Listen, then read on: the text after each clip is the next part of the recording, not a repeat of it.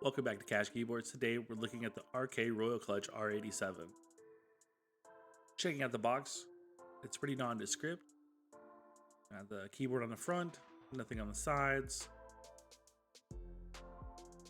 We do have the nice RK game keyboard on the front, but let's go ahead and get into the box.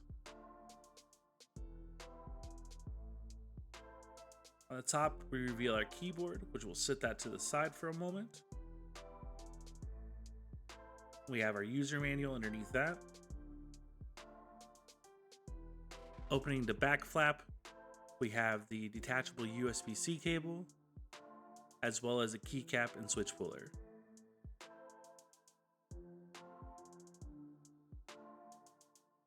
Getting this out of the packaging, I do like how this is packaged. It's got a bit more protection for the keycaps when in transport. By taking the plastic cover off, this is the white variant. It does come in a black variant as well.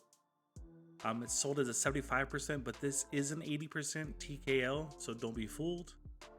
And the sides, we have side RGB as well as full RGB across the top. We have dual stage feet for nice sizing and elevation. And then we have nice cable routing for the USB-C cable.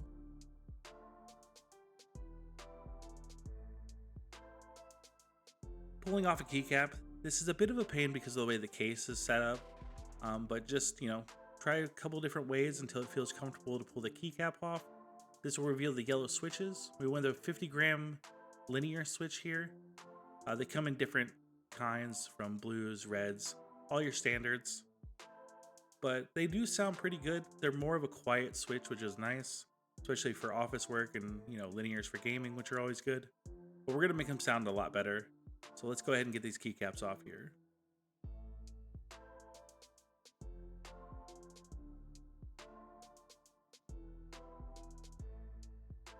All right, now that we have our keycaps off, we're gonna just go ahead and examine all the switches. They do look really, really nice. They feel really good. The stabs also felt good when I was taking a look at them.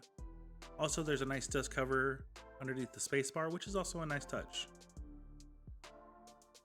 Now, I do recommend, if you're going to be building a lot of keyboards, to get a proper switch puller, but since we like to use what came with the box, this is what we got. These switches come out pretty easily, revealing the 3-pin yellows. Again, these are a 50-gram switch, linear, feel pretty good. Here we see the north-facing RGB.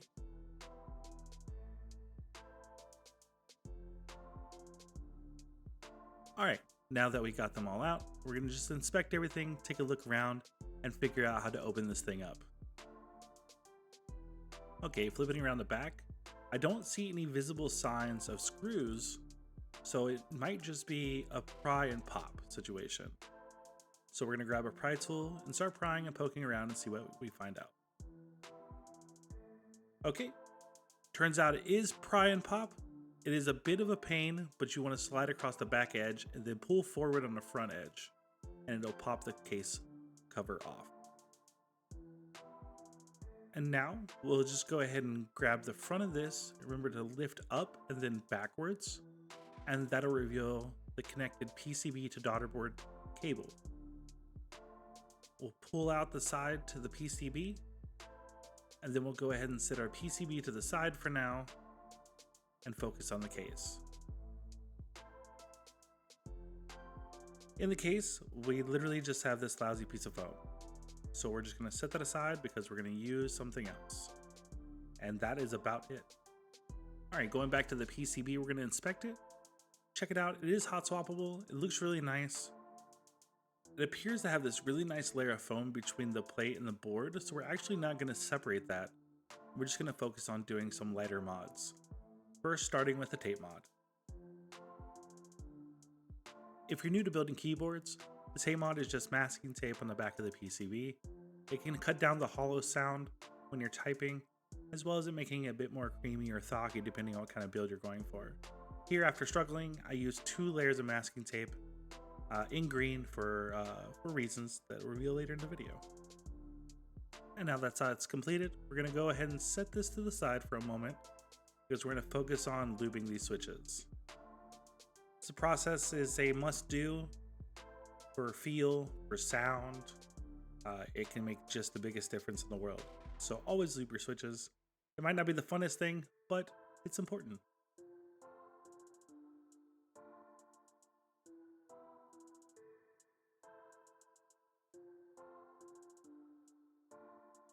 For tips on lubing linear switches, you always want to lube the posts, but you can pretty much lube the entire switch. Everything in there can be lubed. Since you don't have to worry about a tactile feeling, then you can pretty much just lube everything. But also note, lubing is like being a ninja. It's best to be there, but you don't want to be seen. So always use a very, very light coat. You don't want to actually see the lube. Another tip for lubing springs, I like to bag lube springs. So I grab the USB-C cable that comes with the keyboard, and that's where I put all my springs. Sometimes these have a hole in it, so don't use a bag that has a hole in it, of course. But I dump all my springs in, and I use about 20 drops of super lube.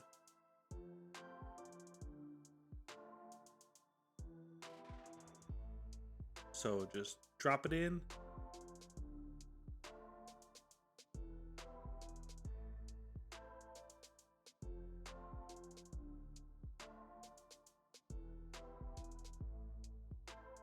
And then shake, shake, shake, and then you have lube springs.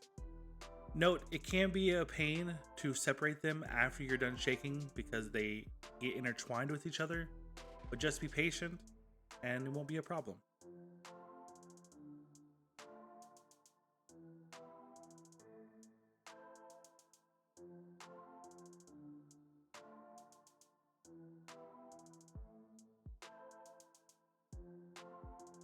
Alright, so now we've completed the lube process for the switches and the springs. We're going to go ahead and grab our plate and our PCB, inspect it one last time so the foam is there, the tape mod's been done. We'll check our stabs. If these are loose, we'll modify them, but these are actually really tight. They also were pre-lubed with dielectric grease from factory, so that was a nice touch as well. We are going to check them once we get everything assembled, see if we need to add some more or clean them or freshly do them. But let's move to the case. Again, we're going to move that flimsy foam out of the way, and we're going to use some 3mm EVA foam. This was regular cuts from Amazon. You can also get it at craft stores. It's really nice stuff, easy to manipulate. You can cut it, you can poke holes through it. It's really simple to use. It also feels good. It makes a really, really good sound if you're going for more creamier Thocky builds. So we're going to grab our scissors and our sheer force to poke some holes in it.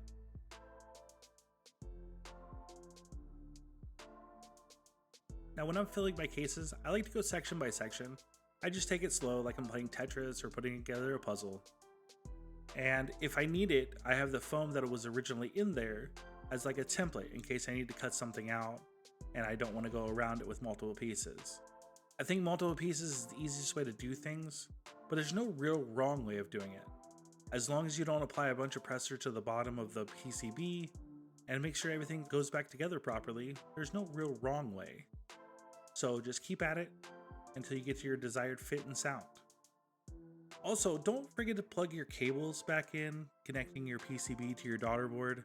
I do this constantly with almost every build. So I get everything put back together and then I have to take it back apart to plug in that pesky little cable. Don't be that guy. Don't be me. Plug it in.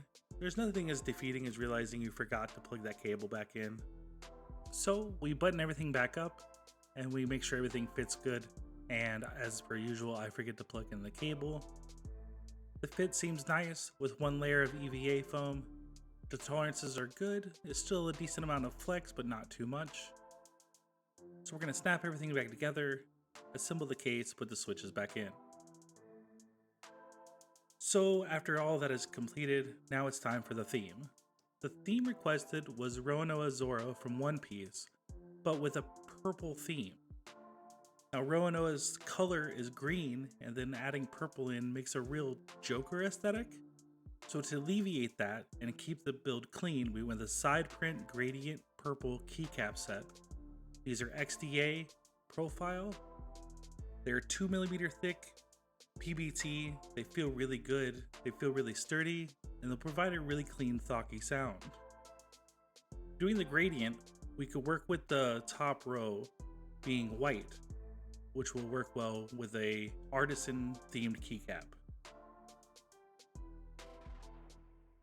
Now speaking of that keycap, here it is. This is Roronoa Zoro from One Piece. This was created by Keycap Treasures on Etsy. They do custom handmade keycaps. This one is resin. The size is 1U. They could do characters, colors, all sorts of things. If you want to check them out, I'll leave a link below. Their work is really phenomenal. The clarity and the quality of this piece was astounding, and I loved it, and the client loved it as well.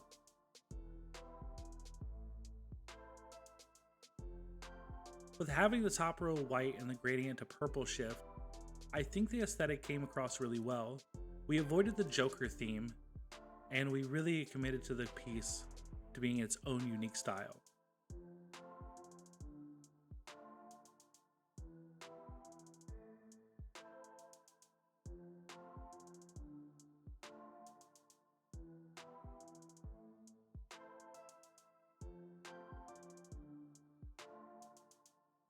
Just a quick warning, I had the wrong microphone selected when I was recording, and it was the mic for my camera instead of the microphone. So the audio from the keycaps and the switches kind of sucks and it's echoey, but I fixed it going forward. Sorry for the inconvenience.